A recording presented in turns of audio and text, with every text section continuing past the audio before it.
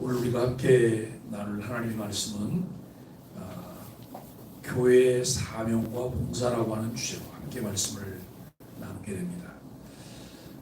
우리는 날마다 교회가 무엇이냐라고 묻습니다. 교회가 무엇일까? 이 부분을 묻습니다. 그리고 교회를 다니는 사람이 아닌 교회가 되고 싶어하는 마음이 우리에게 있습니다.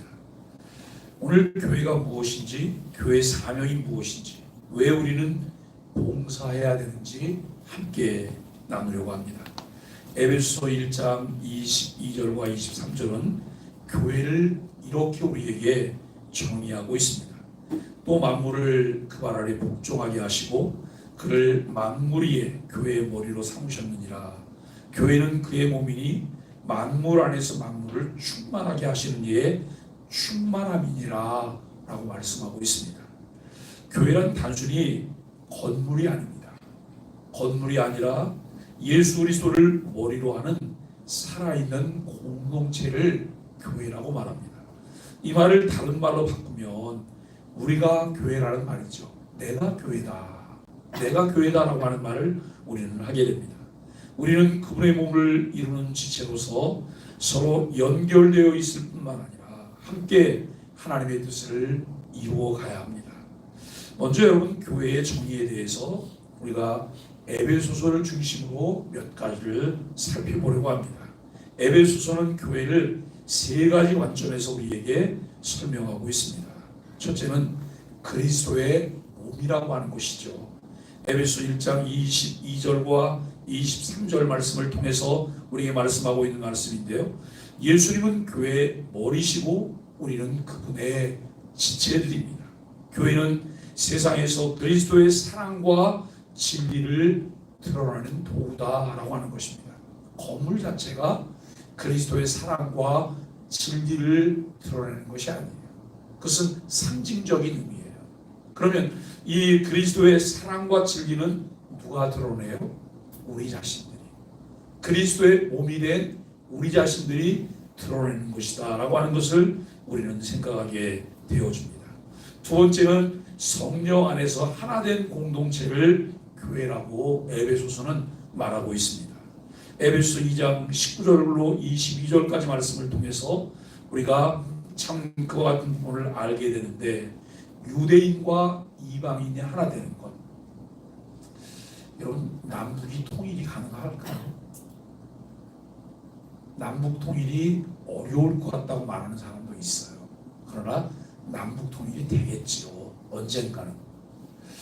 이 유대인과 이방인이 하나 되는 것은 남북 통일되는 것보다 더 어려운 문제였어요. 그럼에도 불구하고 유대인과 이방인이 하나 된 것처럼 모든 신자는 교회 안에서 차별 없이 하나가 되는 공동체이어야 한다라고 하는 것입니다. 왜냐하면 우리는 성령 안에서 하나님이 거하시는 처소로 함께 지어져 가기 때문이에요. 각기 생각이 달라요. 얼굴도 달라요. 자라온 환경도 달라요. 그리고 지금 내 상황도 달라요. 그리고 우리의 가치관도 달라요. 그러나 우리 안에 누가 계시냐면 성령님이 계세요. 성령님이 계시기 때문에 성령 안에서 우리가 하나로 지어져 간다라고 하는 것이죠. 세 번째는 그리스도의 신부입니다. 에베소서 5장 25절로 27절까지 말씀을 통해서 예수님께서는 교회를 사랑하신다. 그리고 거룩하고 흠이 없는 신부로 우리를 준비시켜 주신다라고 하는 것을 알게 됩니다. 신부가 단장함과 같이 여러분, 우리 자신들이 날마다 단장하며 나아가는 일들이 우리에게 필요합니다. 교회는 그리스도의 깊은 사랑의 관계 안에 있는 공동체라고 하는 것을 깨닫게 되어져요.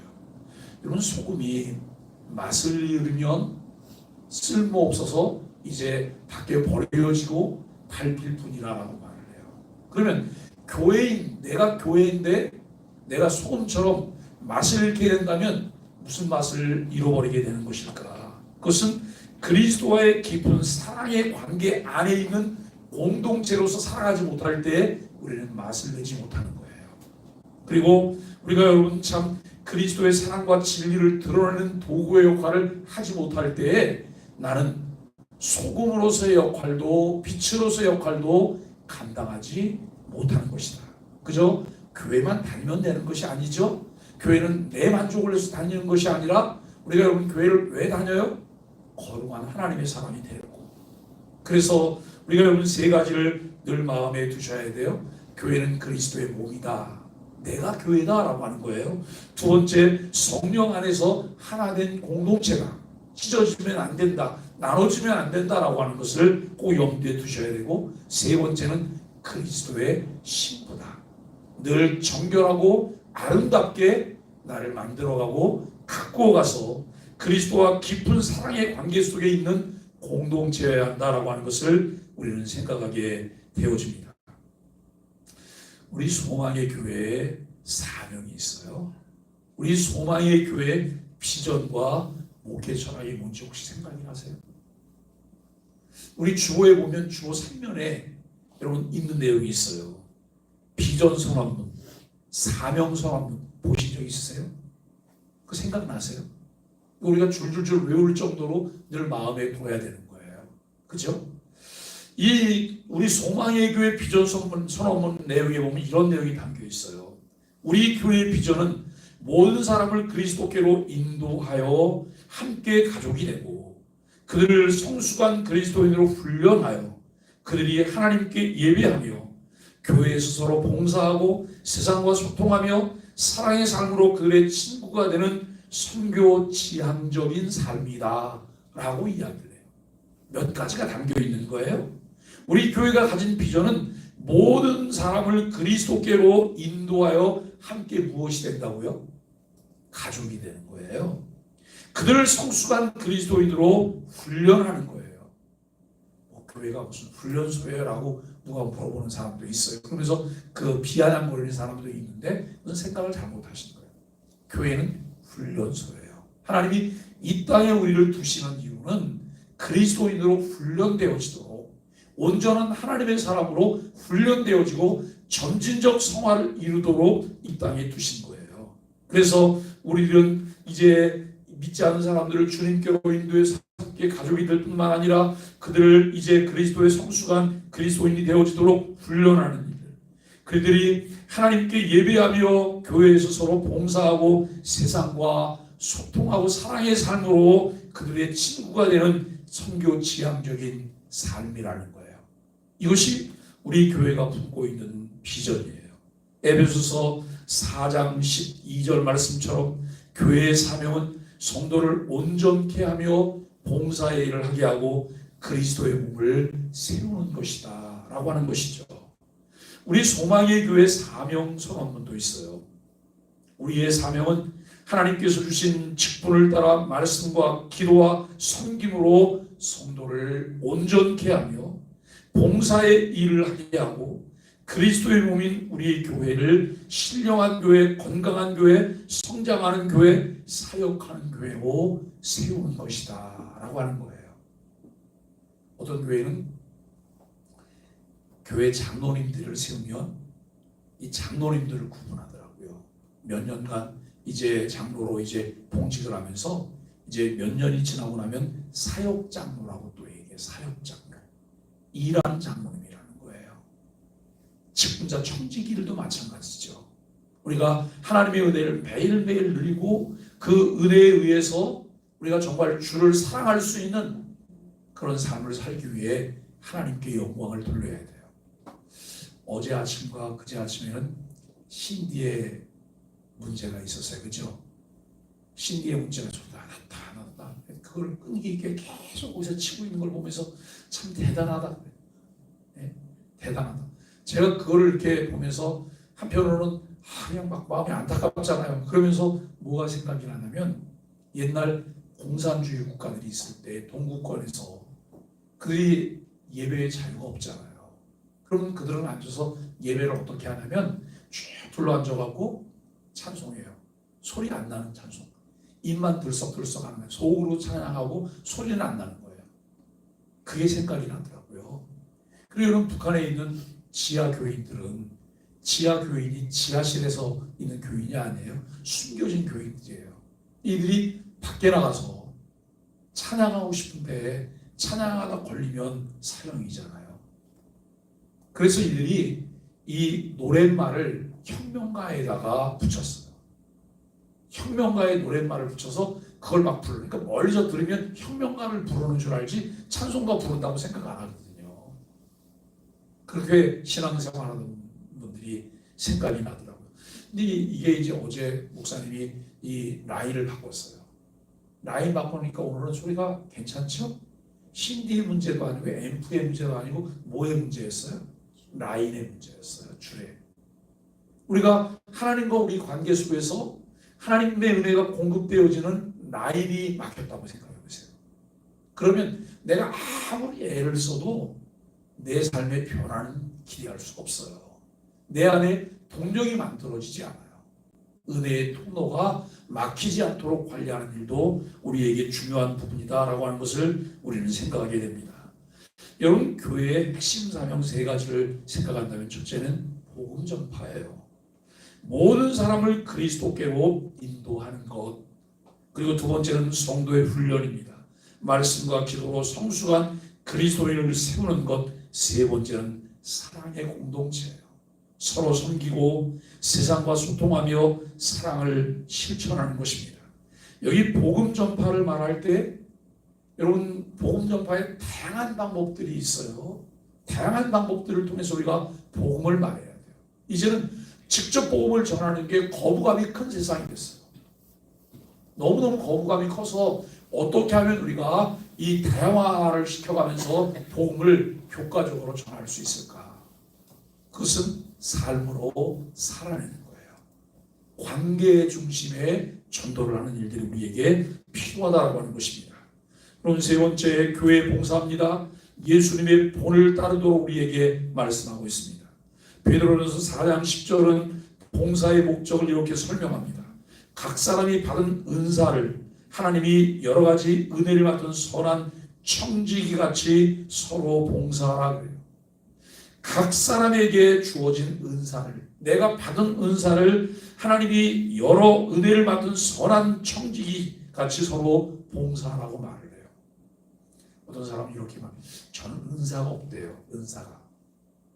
근데 교회를 개척해서 목회를 하면서 보니까 여러분, 은사가 중요하지 않더라고요. 왜냐하면 은사가 없어도 결국은 무엇으로 해야 돼요? 책임감으로 해야 돼요. 누군가 해야 돼요. 누군가 눈에 보이는 모든 일을 누군가 해야 돼요. 그리고 사람이 없을 때는 1인 몇 역씩 하게 되잖아요. 1인 몇 역씩. 그런데 사람이 많아져도 1인 몇 역을 해요. 비효율적이죠. 왜 1인 몇 역을 하냐면 두 가지 이유예요. 사람을 키우자는 게 첫 번째 이유고, 두 번째는 내가 그 일을 위임하지 못하기 때문이에요.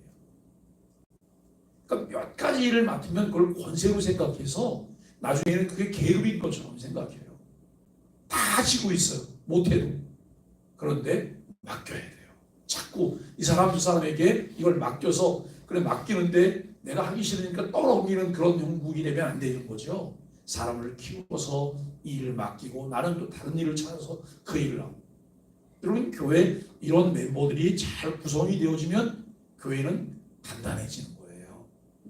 그래서 어디에 내가 할 수 있는 일이 있을까? 내가 할 만한 일은 무엇이 있을까? 이것을 찾고 우리가 그 일들을 감당하는 것이 필요합니다. 우리의 은사는 결코 나만을 위한 것이 아닙니다. 하나님께서 주신 은사를 통해 우리는 서로를 세우고 교회를 건강하게 만들어 가야 합니다. 마태복음 20장 28절 말씀에 보면 예수님은 섬김의 본에 관해서 말씀하세요. 마가복음 10장 45절에도 있는 말씀인데요. 인자에 온 것은 섬김을 받으려 함이 아니라 도리어 섬기려 하고 자기 목숨을 많은 사람의 대선물로 주려 함이라 라고 말씀합니다. 예수님은 섬김의 본을 보이셨습니다. 교회는 섬김의 공동체예요. 교회는 섬김의 공동체입니다. 예수님을 따라 우리도 겸손히 이웃을 섬기는 일이 필요합니다. 어제 저는 우리 이중구 황미연 선교사님의 가족이 포항으로 이제 내려가는 날 걸려서 새벽 기도 마치고 일찌감치 포항 갔다가 저녁에 돌아왔어요. 이제 저희 집에 있다가 한 2달 정도 있었으니까 가고 난 다음에 집은 정막강산이죠 이제. 근데 그 두 아이가 있을 때 제 집사람이 큰 신경을 써줘요. 아이 여기 그 공부하러 가면 밤중에 퇴근하다가 늦은 시간에 아이 태워갖고 오고, 왜냐면 겨울에 또 여자아이가 혼자 늦은 밤중에 이 철길을 넘어서 이렇게 와야 되니까 그러지 않게 하기 위해서 안전하게 해요. 큰 신경을 써요. 먹을 게 뭐가 있나 뭘 해나.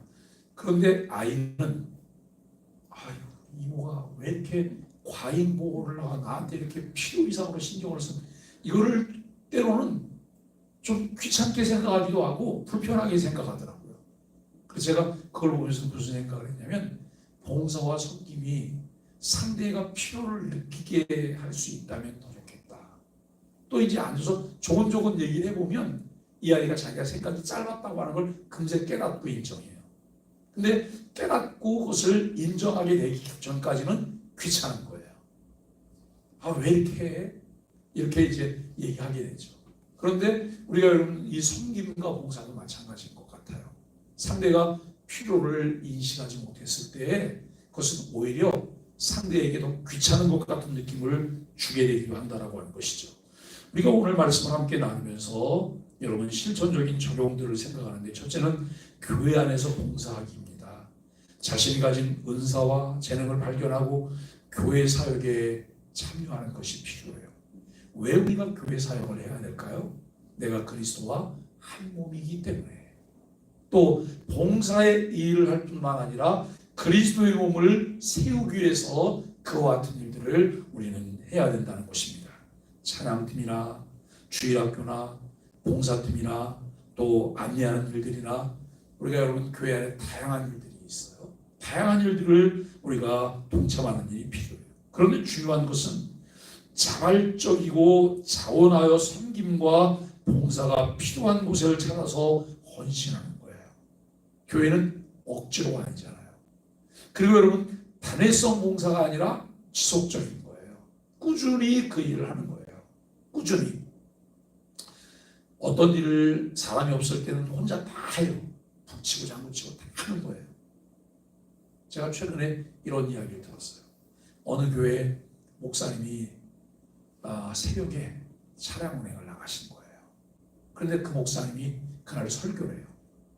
그 설교인데 그날 차량이 돌다 보니까 신호도 막히고, 또 나와서 기다리고 계시다가 차를 타면 좋은데 안 나오면 전화해갖고 또 물어보고 또 기다렸다가, 그러니까 자연적으로 마지막 쪽에는 좀 늦어지잖아요. 근데 와보니까 사람이 없더래요. 그래서 전화를 했어요. 그랬더니 이렇게 나와 있다가 집으로 그냥 들어왔다고.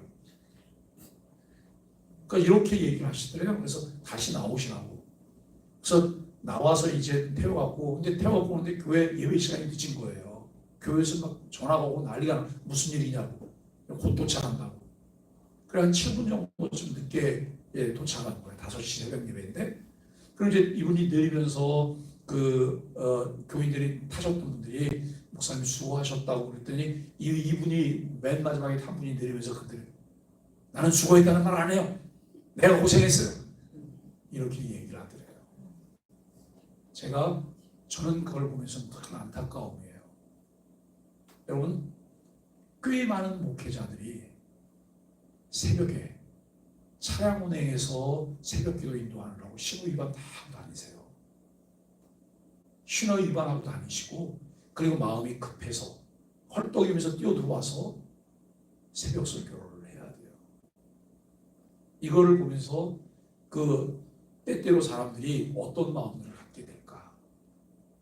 여기에 좀 나누면 안 될까라고 하는 거예요. 내가 할 수 있는 일, 목사님만 해야 되는 일, 이런 부분들을 나눠서 우리가 효율적으로 한다면 얼마나 좋을까? 그런데 그 이야기를 하셨던 분이 뭐라고 말하냐면, 그분은 항상 그래요. 항상. 왜냐하면 자기 중심이니까 뭘 해도 불평이 되는 거예요. 오늘 우리는 정말 어떻게 하면 자발적이고 자원해서 우리가 그 일을 감당할 수 있을까? 이런 부분들을 함께 생각해요. 두 번째는 세상 속에서 교회의 사명 실천하기예요. 세상 속에서 교회의 사명을 어떻게 감당할 수 있을까요? 내가 교회인데 세상 속에서 어떻게 우리가 사명을 감당할 수 있을까요? 지역사회에 봉사하고 사랑을 전하는 거예요. 여러분, 가장 작은 봉사와 섬김은 무엇일까요?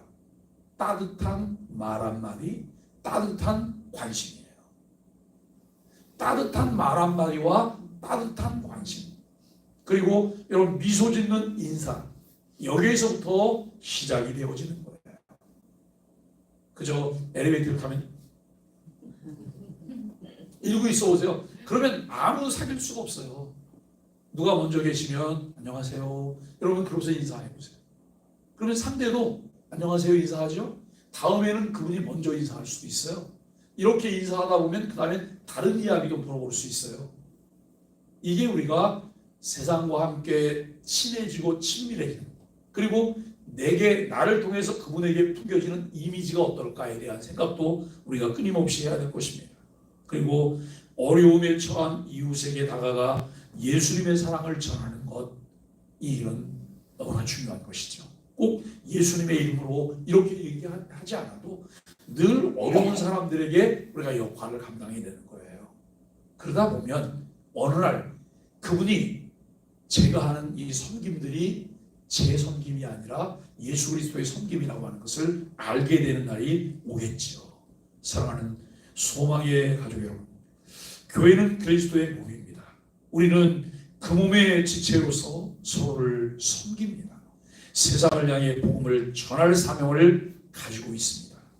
교회가 무엇인지 바르게 이해하며 우리들에게 필요한 것은 예수님의 인격과 사역을 본받으며 함께 동역자로 하나님의 나라를 세워가는 것이 우리에게 주어진 사명입니다. 구원으로 우리를 부르신 하나님의 크신 사랑을 깨닫고 감사할 뿐만 아니라 사명으로 부르심에 순종하여 우리의 삶의 현장에서 하나님의 사랑을 드러내는 소망의 가족들이 되시기를 예수 그리스도의 이름으로 간절히 축복합니다. 우리 함께 소망의 아침 기도하겠습니다.